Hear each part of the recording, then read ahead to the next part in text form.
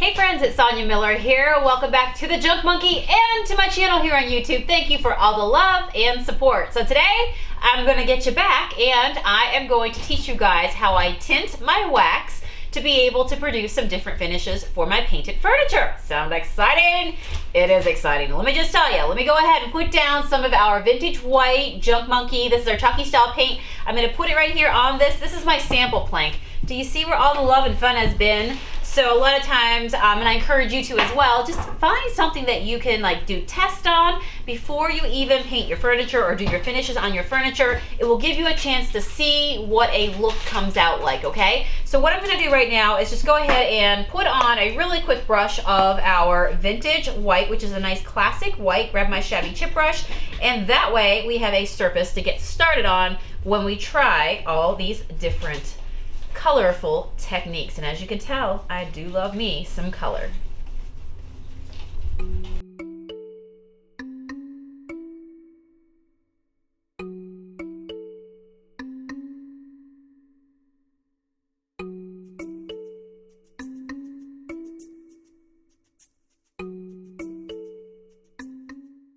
All right, so what I just did was I put down just a nice light layer of the vintage white over my sample board, which I've been using for a very, very long time to kind of do practice finishes on, whether it's in my Coach and Create Club. By the way, I do have a Coach and Create Club.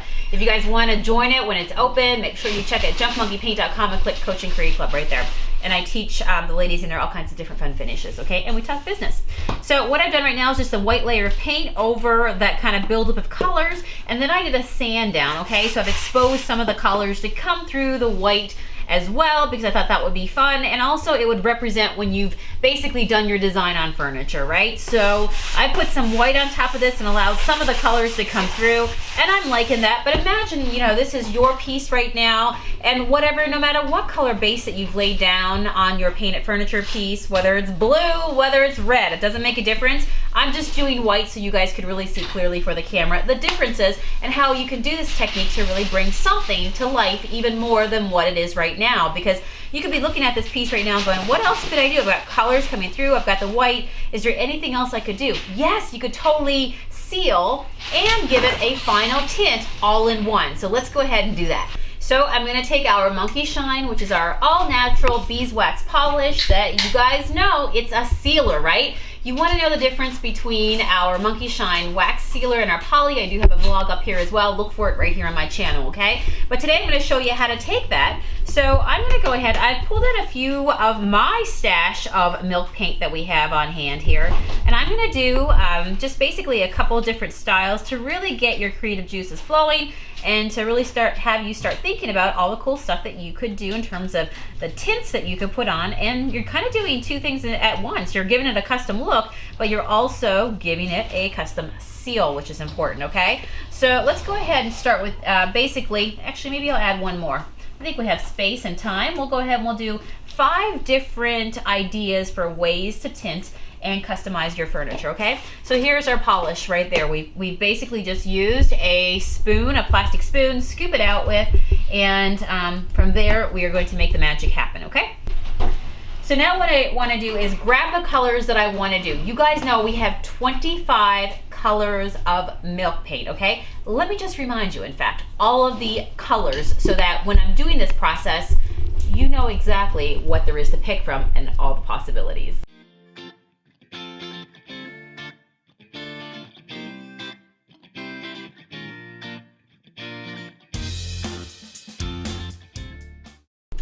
So now what I'm going to do, I've got 5 little bits of my Monkeyshine out here because I'm going to show you 5 different ideas of how to seal. In fact, I was going to start with this one first, but let's go ahead with maybe the most popular ones, which is definitely going to be the black.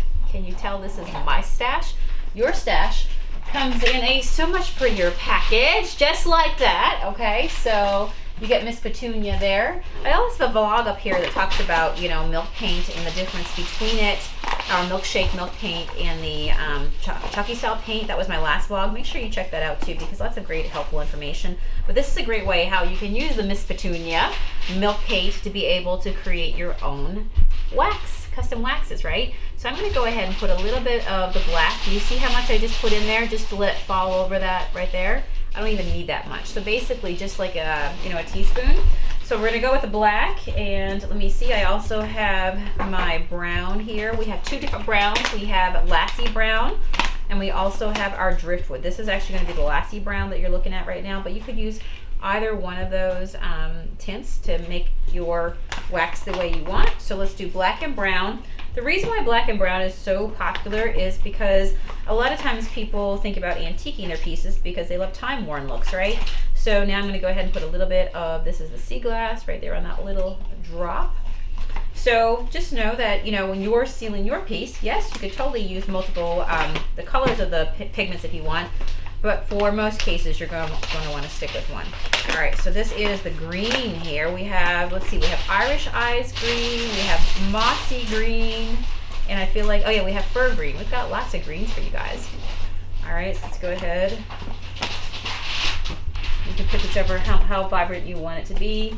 And let me see, this is a blue. I think this is our ocean blue. We'll see. I'm going from my stash, and sometimes I leave my milk paint unlabeled. Ooh, look how pretty that is. Oh my gosh, so you just love that? All right, time to mix it up, guys. Mix it up, all right? So let's go ahead and start that process, which basically is you're combining your milk paint powder, because it has so many rich pigments into it. Are you seeing that?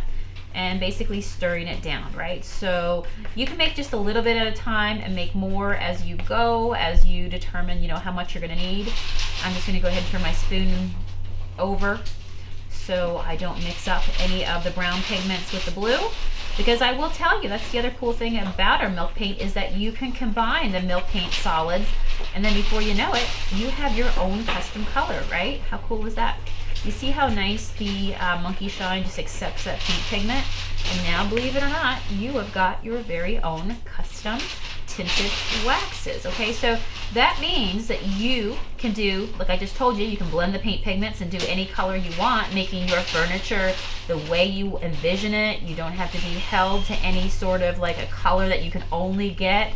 And also the fact that just with one tin, you now have the ability to create lots of different looks, and you don't have to feel, again, that you have to purchase every single color, right? Because sometimes you just need a little bit. Maybe you just want to have, you know, maybe you just want to go ahead and tint the drawers with your sea glass, do a seal, but then at the end of the day, you want to paint your frame and, you know, do a custom look and have the rest of the frame sealed in a black wax, right?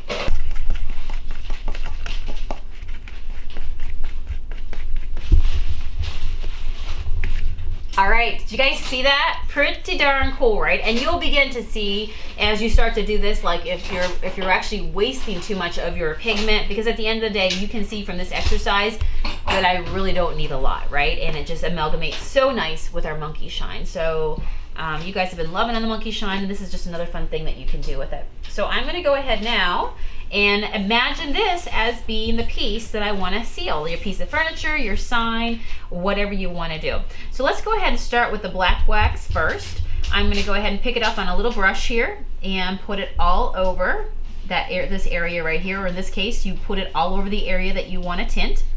All right, so by the way, I will put a link below to my favorite brushes that I like to use, because yes, I love my shabby chip brush, but I also love to have some of these small brushes around for when I'm painting sort of like, you know, whimsical things. You don't need a wide brush all the time, or when I'm doing this sort of work as well, because it's nice to be able to use smaller brushes to get it into more even detailed areas of your piece, right? All right, so that is on right now. I have plenty of time to work with this. Our wax is a very rich wax. It's not gonna set up dry, pasty, dry before you get to do the next step. In fact, I could keep talking for hours and come back to this piece, and I will still have time to be able to wipe it off. So to wipe it off, what I'm gonna do is use one of our trademark buffing cloth. It's called Better Than Cheesecloth. You can get it onto our website at junkmonkeypaint.com, and anytime you're waxing, just make sure that you take the time to get one of these cloths, because they're not all created equal. So this is a really nice one that, you know, a professional painter like us would use, because you come to learn that all fabrics are not created equal, and you're going to want something that's tightly woven enough to be able to pick back up any of the excess wax, okay? So let's go ahead, we'll use a corner of this. I know I've got a bunch of colors, so I'm going to try to make, you know, scrunch this up for right now. All right, and ready to go? All right, so watch the magic happen. Right now I am sealing this piece, and this is what? The black wax, right? Because it's being sealed. Make sure you keep turning it over so that you can really pick up any of the excess wax that's on the top. You're gonna buff it into your piece, and at the end of the day, you're gonna be left with a nice, ooh, smooth piece. And look how awesome that looks, guys, right there. I am done. That part is now done. So this is my piece of furniture. It would now be sealed, and I buffed it, and I know it's good when it's at the point where it feels smooth. It doesn't feel wet. It doesn't feel any oil. And remember, keep turning your cloth over, because that's how you're going to get that nice dry finish, okay? Love it. Hydrated my wood. It's beautiful. It's happy. And look at all that beautiful, beautiful just character came through. Totally gave it a different look. Now let's go ahead and do a brown finish, because much like black is used a lot for antiquing, so is brown. So let's go ahead and grab that and do this next area.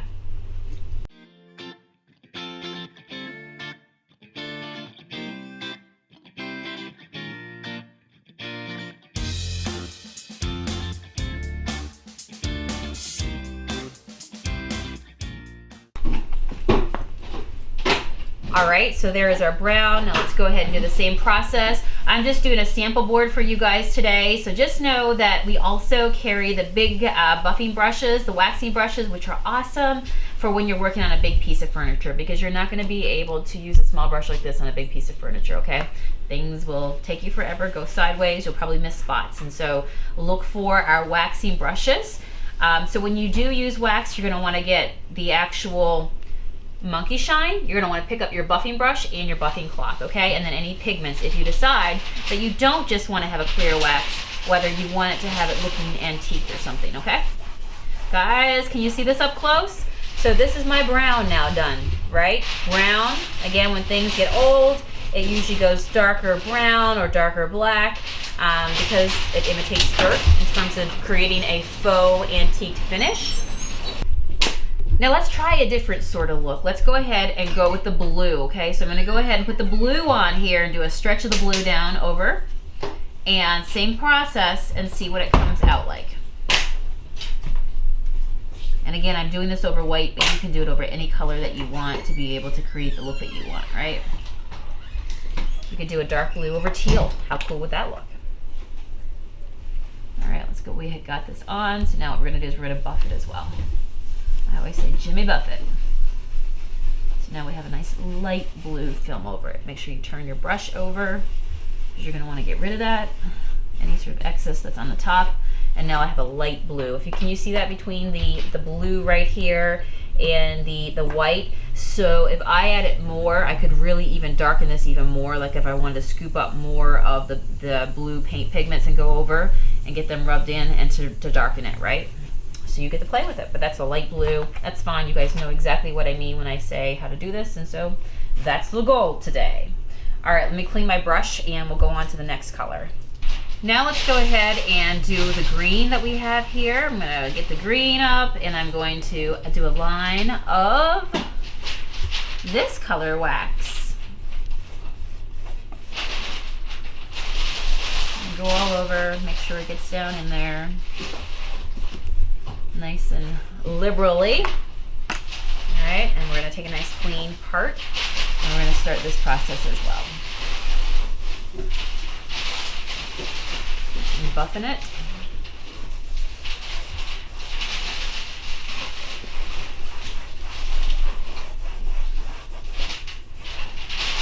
And now I have a green tint into my wax. All right, what color do we have left over here? Let's see here. I think it was a sea glass, right? Which actually is like a combination of blue and green. So I'm just gonna quickly just do a clean of my brush, since we're sitting here real fast and playing with colors. just make sure that your brush is, when you're doing this, that your brush is nice and clean and it does not have any of the leftover remaining pigments from the last color that you used, because remember, you can blend colors, right? And maybe that's not what you're looking for. So we're gonna knock it out quick today, but keep that in mind, okay? And how do I clean my brushes? I'm gonna do a vlog on that for the next upcoming vlog on Friday and show you real time how I do that. But in a nutshell, just make sure that you do have something to clean it with. Like for example, on our page we have the what's it called? The big fat lie and the little white lie. I had to think about what those names were for a second there. So to believe it or not, this is actually my a color we have called Sea Glass, but it touched a little bit of my pigments, touched the black. And so now it darkened it a little bit, but that's okay. Maybe this is a good example to show you how that when you do have your paint pigments touch each other, it will alter the color. So we're gonna go with it. All right. Pretty cool. So now we buff that in so it can set up and get into the pores of our paint. And now we're gonna buff it off.